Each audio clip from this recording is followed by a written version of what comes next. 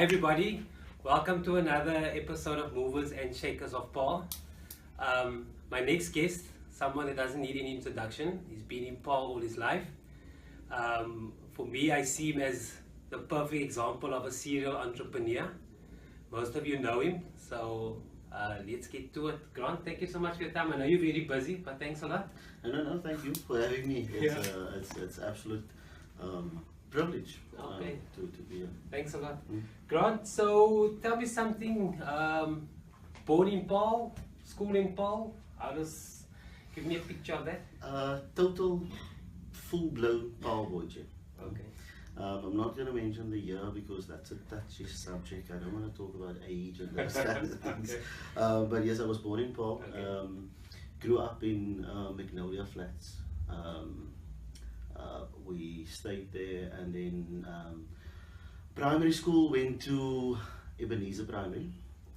That was because my brothers and my sister was there, and I was there till grade 3, standard 1 still. So standard 1 still is still old school. Yeah, grade grades is now new things. And then I had to move closer because they went to secondary school, and I attended them. Then after that, from standard 2 or grade 4, I think, grade 4, standard 2, I attended Paarl's Primary.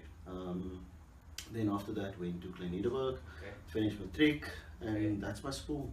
Okay, so born in Big Paarl. So after matric, what was your first job? Or Grant finished with matric. What's your first job? Okay, obviously all our parents wanted us to go study. And for me, it was, yes, I would like to go do something.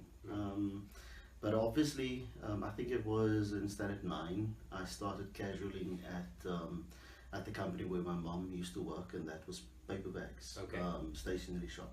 In Paarl? In Paarl, yeah. Okay. And my mom and my aunt used to work there. And then I got used to having my own money and all those things, whatever. And when I matriculated, I said, okay, fine, I'm going to take a gap year. Okay. And then in that year, I was also appointed, got a permanent appointment. The company went into in fact, it was sold, and new name, and all that. It became P&A. Okay. And then I got my first car, and studies was out of the way. Yeah. No?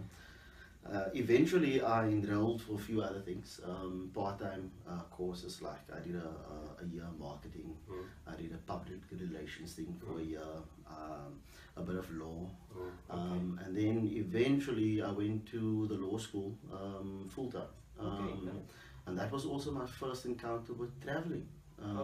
Train. In fact, the first few months we were out in Rondebosch, the law school in Rondebosch, and then the law school moved to Goodwood, and that's when I was exposed to something that's not good, because that's the time the casino also opened. That's a story for another day. But so I didn't finish the law thing, but with the qualification of the law, I've got a paralegal diploma in that thing. But later there was the radio thing, and I enrolled at the then Cape Tech. Now CPT. Now again old school. And I obtained my radio broadcasting diploma from there.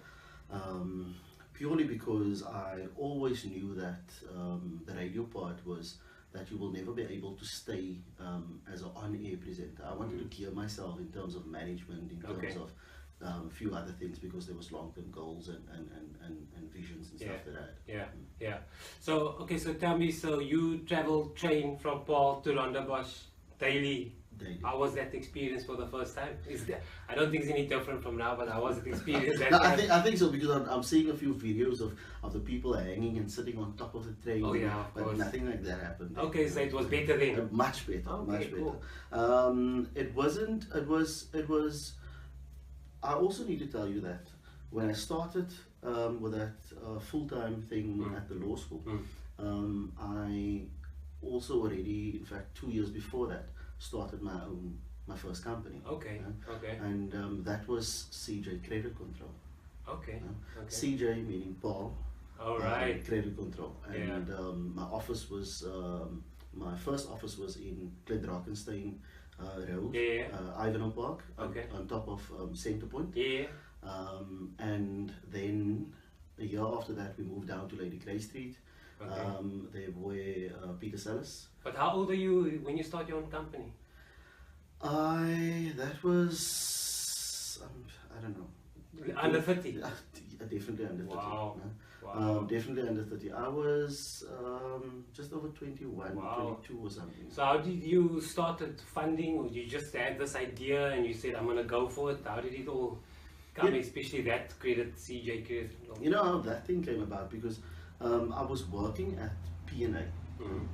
Then P&A was a franchise. Okay. So our boss had two branches, which was Pick and Pay branch, which was in Pick and Pay Center in Paarl, and the other branch was a Checker Center, also in Pick and Pay. Okay. And then there was financial issues. He was liquidated. Yeah. Waltons then came to us as staff, and they offered us a job. Okay. So the staff went over to Waltons. Okay. And then I started working at Waltons, and I was appointed debitor and creditor. I was doing debit and credits, and I think it was the second day or something. And I was standing there, and my mum was also working there. I decided, listen here, I had enough, man. I'm going to do my own thing. And this afternoon I told my mum, Mommy, ik denk, ik ga nou vandaag bedanken. Wow. Why? I want to start now. What are you going? And you know how parents are. Totally. So that started without real money. Okay. To cut a long story short, is with that company I didn't. It was contacts. Okay. I knew a few doctors that were some of my friends, or that I befriended. I got some of their accounts. Okay. I got some of the furniture shops accounts. Okay. People that I've met and that I've started speaking to during my time with P&A and all those things, or whatever. Yeah. And also being a lot in the outdoors and being part of parties and those kind of things, you meet a lot of people. But long story is that I didn't have a lot of money, and I started it, and that's the part of CJ credit control. But there was no real funding involved in it. No? Okay, so that was your first business. Yeah. Okay. After CJ Credit Control, and then you of course said that was 2 years before you did the legal school and you went to Rondebosch. So we in your 30s, your 30 years now, what's happening in Grant Johnson's life in these 30 years? Since then, I think I need to, before we get to this, because it'll latch on to this, is that after moving from Dr. Barnard, they extended their surgery, they made it a bit bigger, you got in new doctors or more doctors and all those things, the way it is now. So obviously we needed to get out. So I needed to go look for a new place, and then I got a space at Mary's hair salon in Lady Grace on top of Stearns. And I took CJ Credit Control there. Business went just like that. And I was sitting and wondering, what should I do? I've got a car. I was driving a BMW then. Car's payment was about 1,800. Okay. I had a Markham's account, I had a of American course. Swiss account. Earning money. Those people latch onto you. All those kind of accounts, and I had accounts to pay, and I was sitting, and I've got a very, very, very good personal relationship with our creator. And I know that whatever situation there is, I need to go to him with it. And I was praying, and I spoke to him, and Lord, you need to sort me out. What do I do? How do I do this? And then all of a sudden, a few days after that, an old friend of mine, school friend, wanted to know if I don't want to buy the stuff. Oh, the gold. The gold. Okay. He had a wedding set. Okay. It was the ring, the wedding band, and the two extra rings, 3 rings. So I asked him, how much do you want? 400 rand. I said, ik het die geld. But seriously, I didn't have any money then. I did not have any money. That was how bad the business was at that point. And all of a sudden, busy talking to him, during our conversation, I wanted to find out, but where's your wife then? Yeah. I know he was married. Yeah. They're getting divorced and all those things, and he took the rings and he's going to sell it now. They need some food and all those things. So for me, first and foremost, I established, was it not stolen? Yeah? It's its own stuff, and I know he's married, so I know it's his own stuff. So I know in my wallet I only had a 70 rand. Okay. So it was like a, if you do even Vicky kan alone, die cartoons. Hy het sy nies so gevryf en whatever ook al, daar kom as ek 'n sterretjies. And it was like one of those moments. Okay. Ek het in my kar 50 rand se petrol gedrink. Yeah. And 50 rand petrol took you to town and back, to Cape Town and back. En ek gaan op hom vra, ek het net 'n 70 rand. Hy vra vir my, gee my jou 100 rand. Ek sê, ek het regtig, serious bra, ek het net 70 rand. Hy sê vir my, alright, hy draai om, en draai weer terug, hy sê, alright, gee het maar. Wow, from 400 rand to 70 rand. En ek gee het vir hom, en hy geef my die rand. Okay. Met dit, is my mindset, I'm going to take this things, I've got 50 rand petrol in my car, I'm going to drive through and I'm going to sell it. I don't know how much I'm going to get, but I'll definitely get more than 70 bucks. Yeah. And more than, say, 120 to 50 rand petrol and the 70, and I'll have a bit more. Yeah. En ek ry, Skaap toe, verkoop, and I got 720 rand for that. Jeez, which means it is a huge profit now for me. Yeah. En ek sit en ek dink toe hulle nou vir my vra, sê, want dit ek sê, nee, is fine, maar so verbaas en, maar ook excited, because I now realize, here's something that I can do. Opportunities in here's an front of opportunity, is it? En ek vat die geld, 720, en ek is ry terug by Paarl toe, in die tyd, en dis die tyd wanneer ek dink in elk geval, when I'm driving. And my mind is starting to go. First thing was, I need to go and find him, and at least give him another 100 or something. But I can't even afford a fuel op te maken. So I got him and I gave him the 100. I didn't tell him anything, I gave him an extra 100. But now for me, it is a matter of, I made about, if I deduct everything about everything, it's about 500 rand profit. Profit, 100%. This is good things. And then I started asking around for broken jewelry and those kind of things. And within a month, I opened Paarl branch. But it still exists today. It still exists today. How old is it this year? This year it is, where are we now? 17 years old. Wow, that's insane. 17 years old. And that was the first cash for gold in Paarl? Cash for gold. Wow, that's insane. It's the first cash for gold in the Boland area. Wow, okay. The first month I opened the first branch. Within 2 months after that, about 2.5 months, I opened the Bush branch in Worcester. Then things started going very well. Then a friend of mine used to work at a barber shop. In fact, he's got his own barber shop now. And we used to hang out and whatever. And we used to nag him as friends. Hey, sy werk al die jare, begin jou eie besigheid, doen jou eie ding. He was okay, fine. So he's gonna try this thing and whatever. So I came to him and I said, okay, fine. I will open the barber shop. We worked out something. It worked out to about 25,000 rand. That's now chairs and mirrors and counters and a bit of advertisement and signage and rental deposit and everything. But 25,000 rand, but here's the deal. I stay a partner until you pay me back. Okay. Once I've got my 25k back, it's your business. Okay. But in the meantime, I'm responsible for rental. I take it out on my name, contract and all those things. And then things didn't go that well, and there was a stage that I had to call a meeting and say, "Brah, looks like I'm going to lose my money.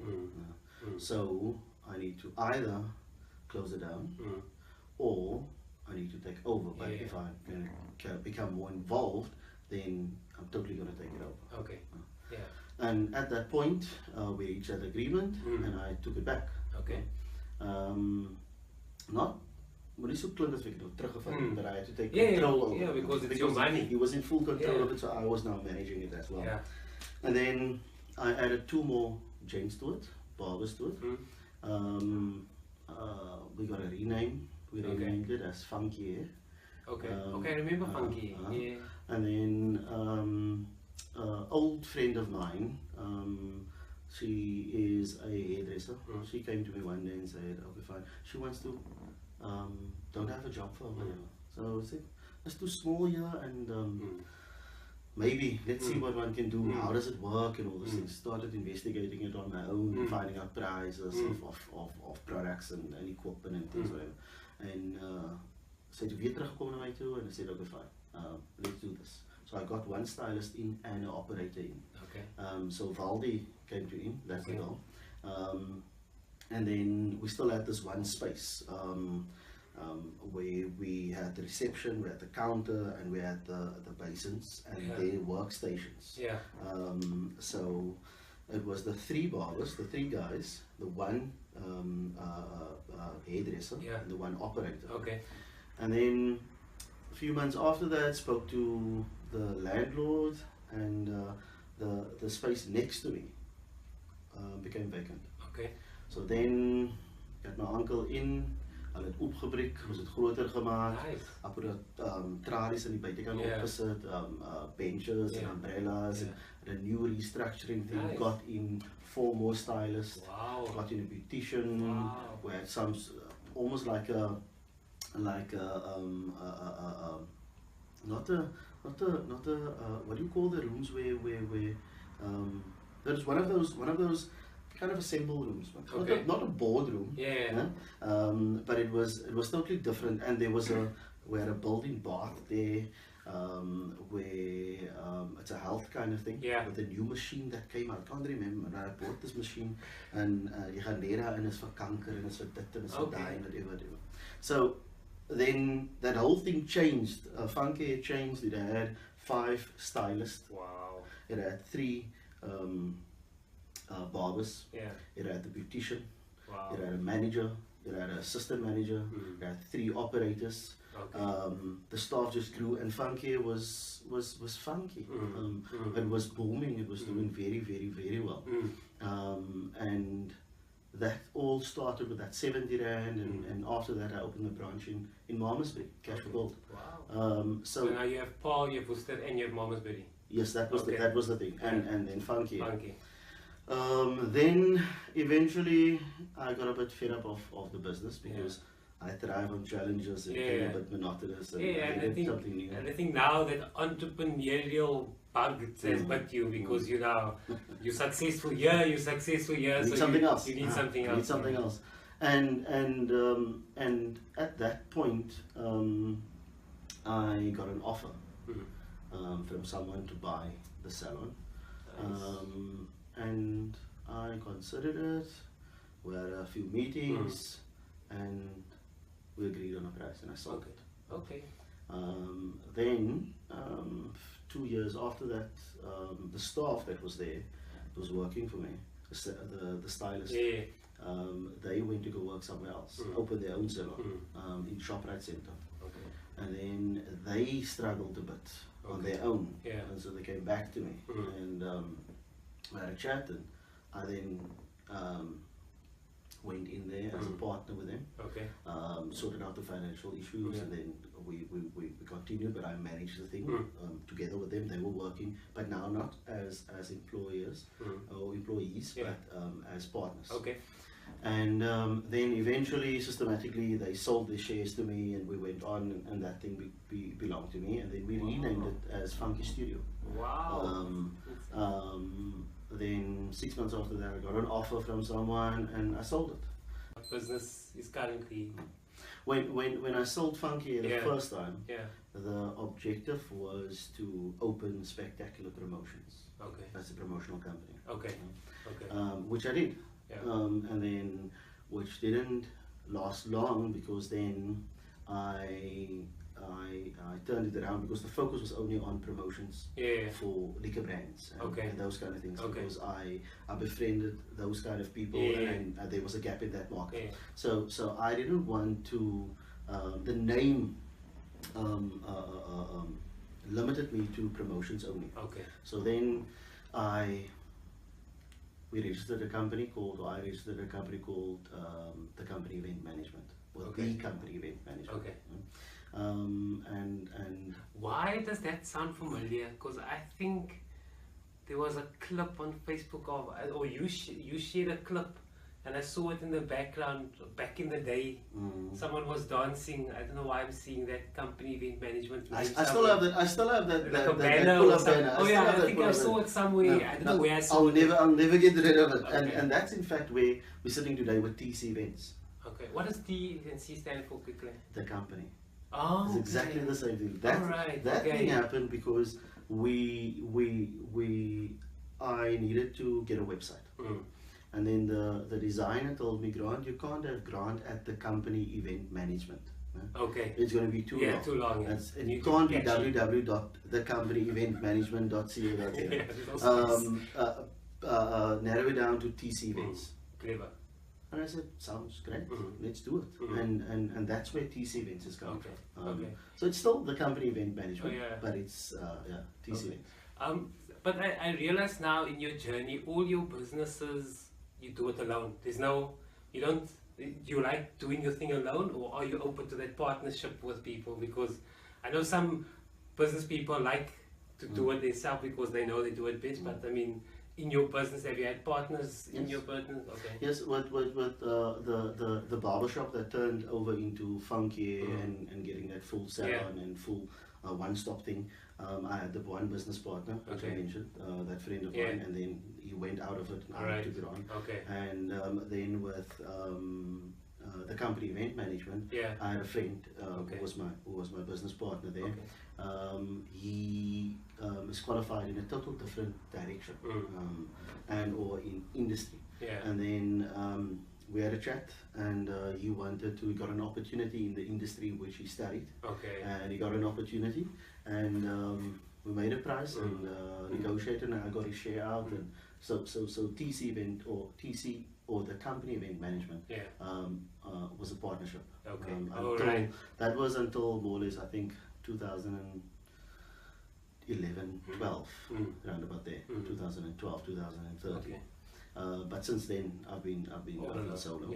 And then I had another partnership somewhere. Oh yeah, the Peter Sanders thing.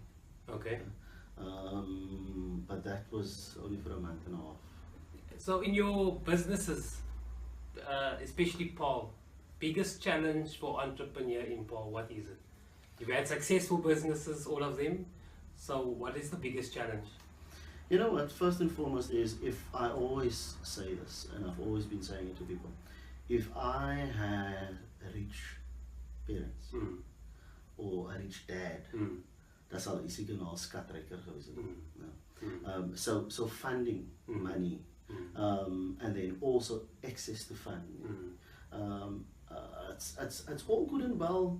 Financial institutions are advertising it, and certain people are advertising it. They are assisting with small businesses, startup capital, all those things. But they're not outlining the red tape. They're not outlining all those things that people need to go through those things and whatever. And then that is a total set of the kind of thing where mense wat daar ingaan is net is deure wil toegeslaan. And so the biggest challenge for me in my experience was funding. If I had more access to more money, it probably would have been a much bigger empire now. Because then I would have had access to proper financial management assistance. I would have had access to proper equipment. My staff or my colleagues, I don't like referring to people that's in my company as my staff. I like to refer to them as my colleagues. They would have been more equipped. I wouldn't have lost a lot of good employees because of lack of funding. With all the successes and stuff and whatever, there were still huge gaps, and that's because of the funding thing. So biggest challenge, I think, funding, and then also more support from our local community. Yeah. Yeah. It's not like that anymore, or with some of the stuff that I do. However, I think it's a Sydney cultural thing, where certain cultures or certain cultures, you're not supporting each other enough. Yeah. I won't go cut my hair by miles. I would rather drive 10 minutes And pay more. And go cut my hair somewhere else. I won't buy my milk at Miles' shop. I will go drive and buy somewhere else because Miles is driving a new car. Wow. Where is he getting that money? But they don't realize Miles is getting up at 5 o'clock in the morning, and he's going home at 9 o'clock at night. Yeah. And he's never taken home a salary. In the period, he's employing 12, 13, 14, 3 people, and with that 3 people, you can easily put it down to 15 people, because those 3 people are the breadwinners. And their families. They've got families.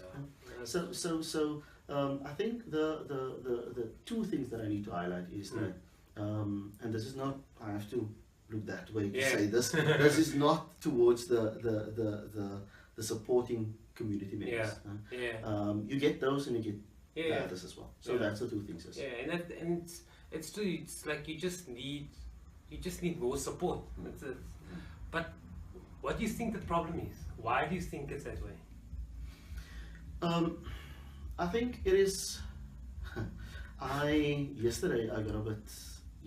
Specifically yesterday, I got a bit fed up with this whole cultural thing and backstabbing thing, and constantly needing to prove yourself, constantly needing to it's almost like working at the casino. The camera is there. If I work with money and I hand you money, take money out of the drawer, I need to put hands like that so the camera can see there's nothing wrong. Okay. So it is. I think the thing is, people need to start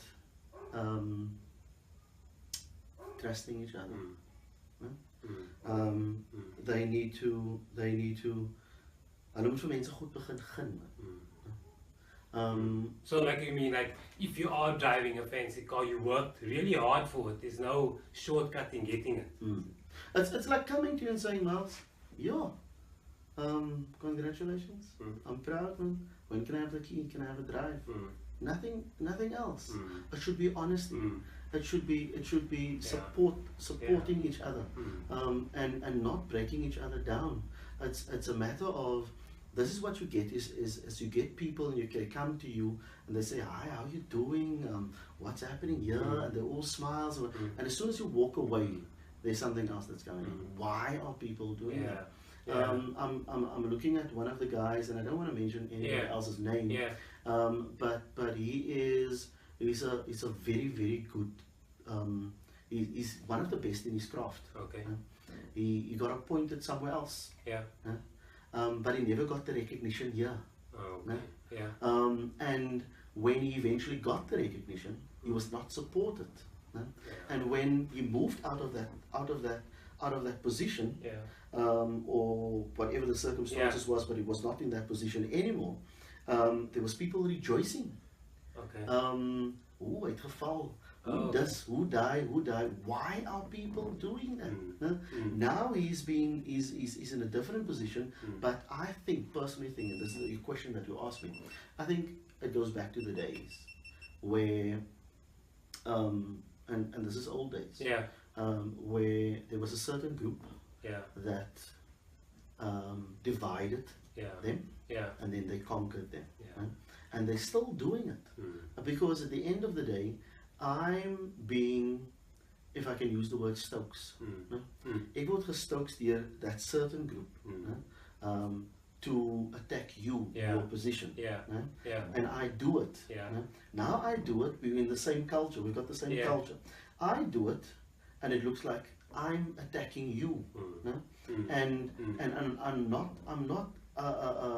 not supporting you, I'm breaking you down, like you swak, but at the end of the day, then is daar quite friends. And op die oude van die dag is it that Stokes it. That's the person. And this is exactly that's still happening.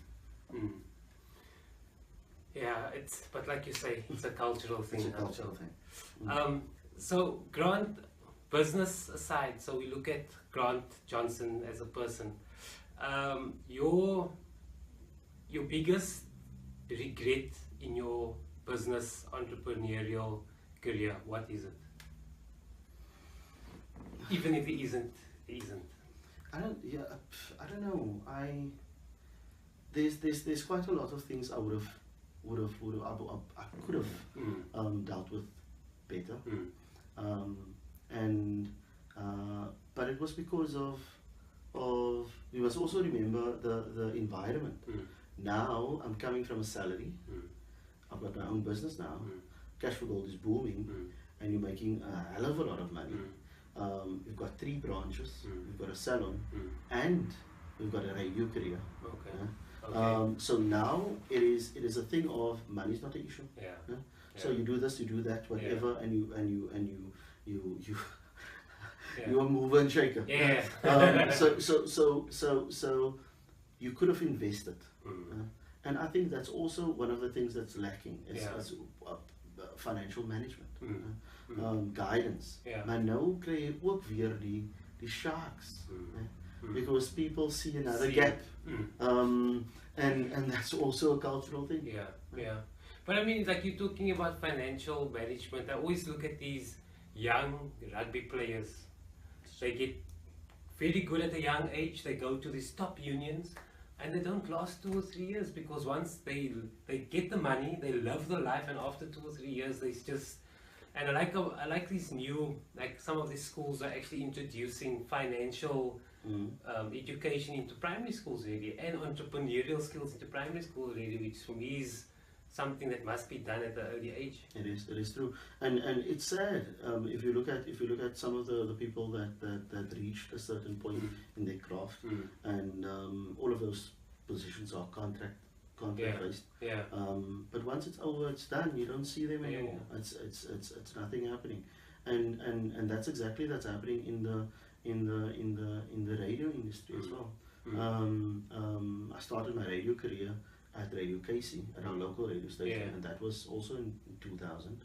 What does the Casey stand for? Koinonia Community. I'm right. Koinonia Community. I think it was 2001 my radio career started there. I started off as a volunteer, and then I did my first show was the Funky Fever show. On a Saturday. You like the word funky? Ik besef nou funky fever, I don't know. That's funky Buddha. Not involved there. Anyway, so that was a Saturday show. That lasted for a few months. Total new thing. That was a simple way of getting involved in radio. I was driving, listening to radio, and specifically to this Radio Casey thing. And it intrigued me. How does it work? I sit here, I drive, and I listen to them. What does it look like where they're sitting? What do they do? How do they get their voices in? That's what intrigued me. And at that time I drove down Klein Drakenstein Road, and Harlan was standing in front of his house, and was sitting on his car's boot. And I stopped behind him, and we started talking, and I know he was involved with radio, he's involved with Radio Casey, and I told him, listen here, or in fact I asked him, how does it work? He said, no, come have a look, come have a look, what does it look like?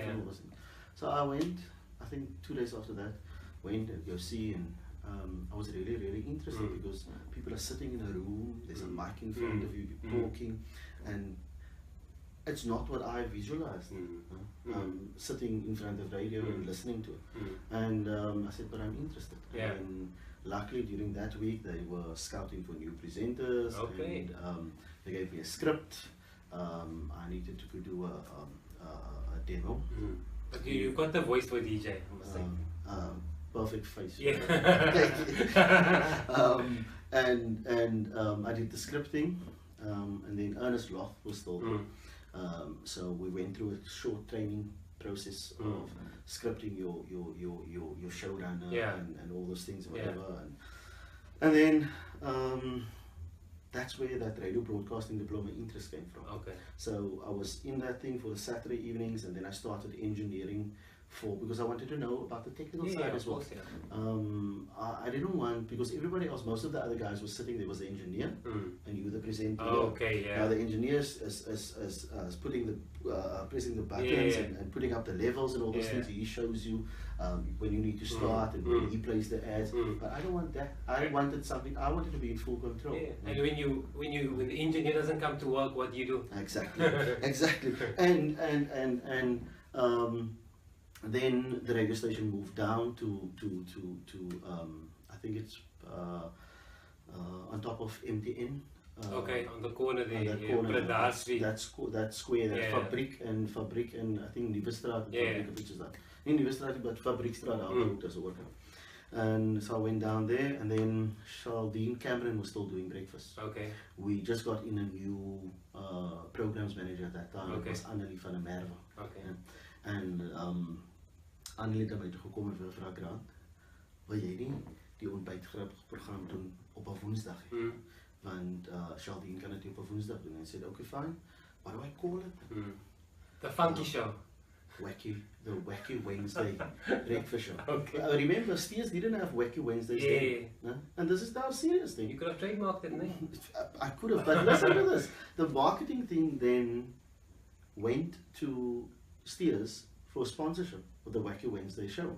Wow. So after, I think a few months, there was Wacky Wednesday specials. Wow. So I don't know if it was coincidence or whatever, but anyway.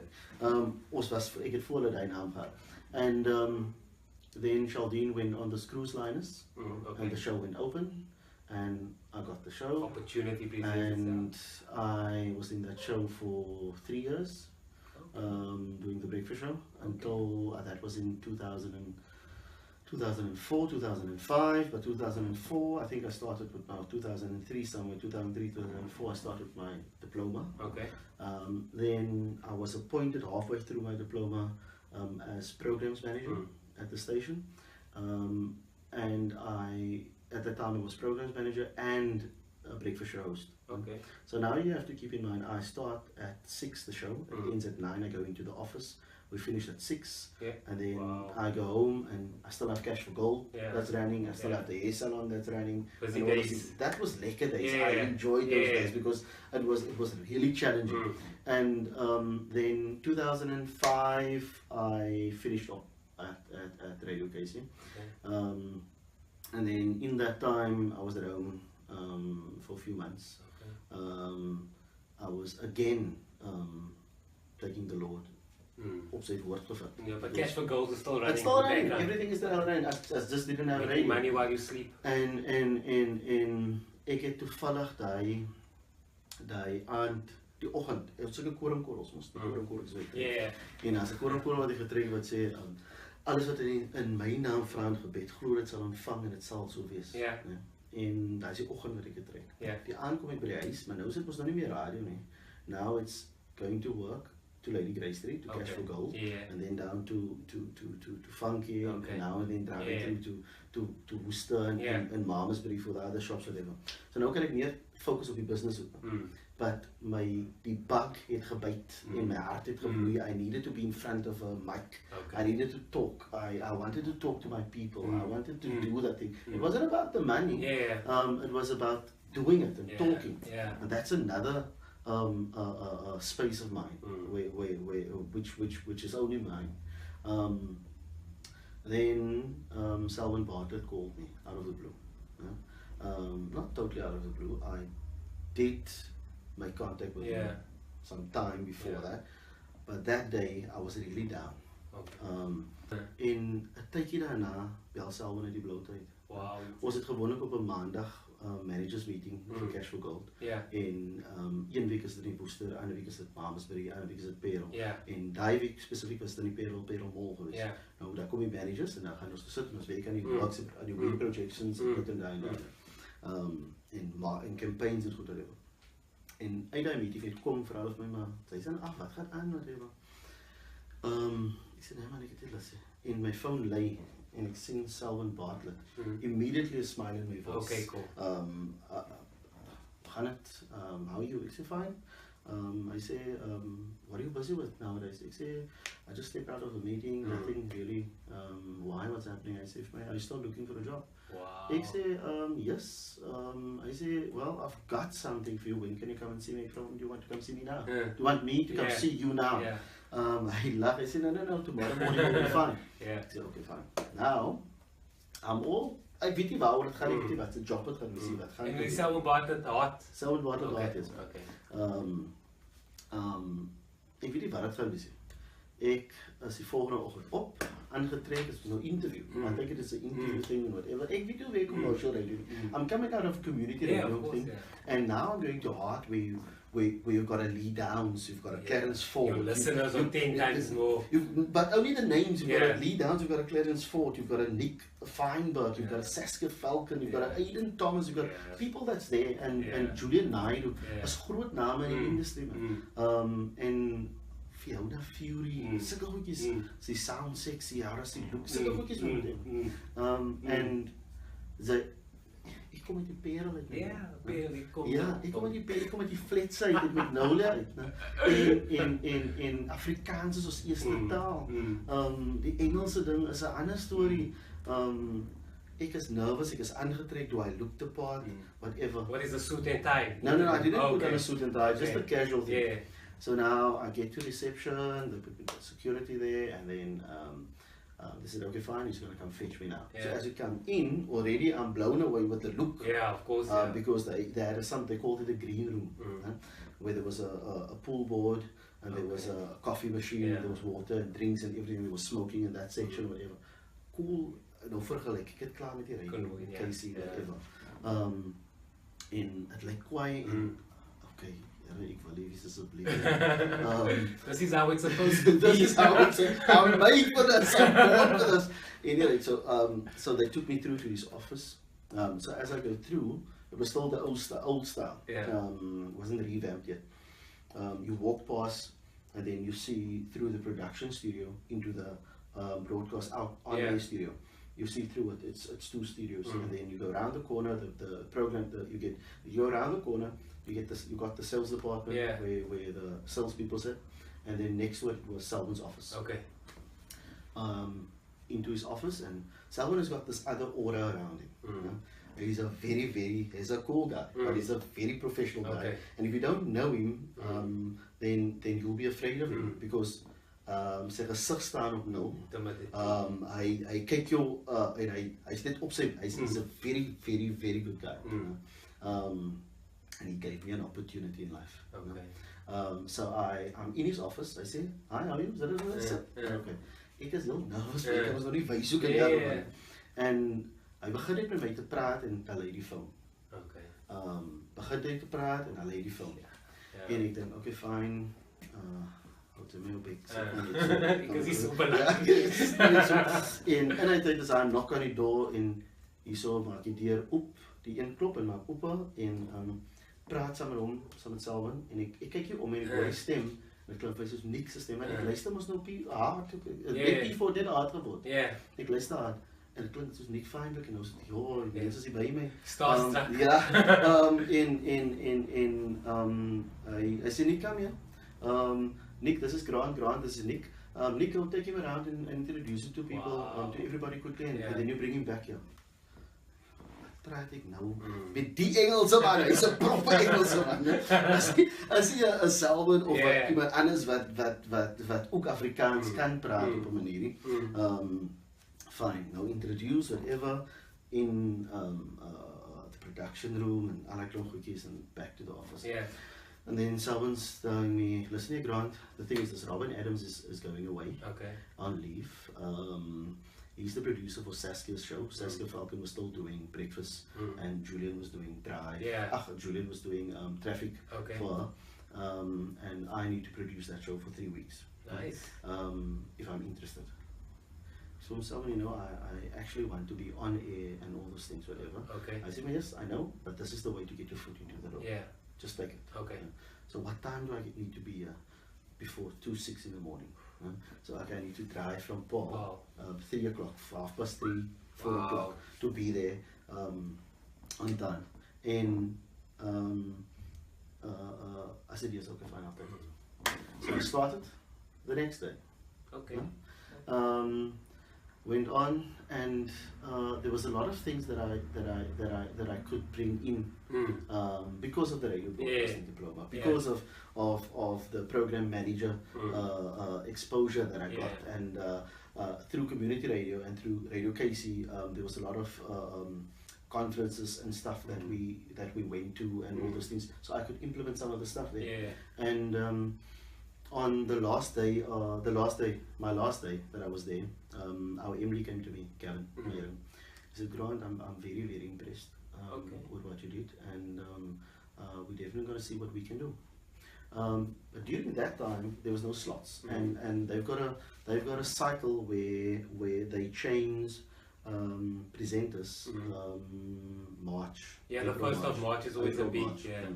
The contract expires end of Feb, and then 1 March you start with a new thing. And that was in September that I ended there. That my 3 weeks ended. Ik was eens geworden oor die geld hoeveel ik ga betalen. Ik ben hard, daar is die punt. Dream job. And then they said I should come in to come see how stuff works, the engineering and stuff and whatever. And then they created the 4 to 6 show for me, because it was automated during that time. So from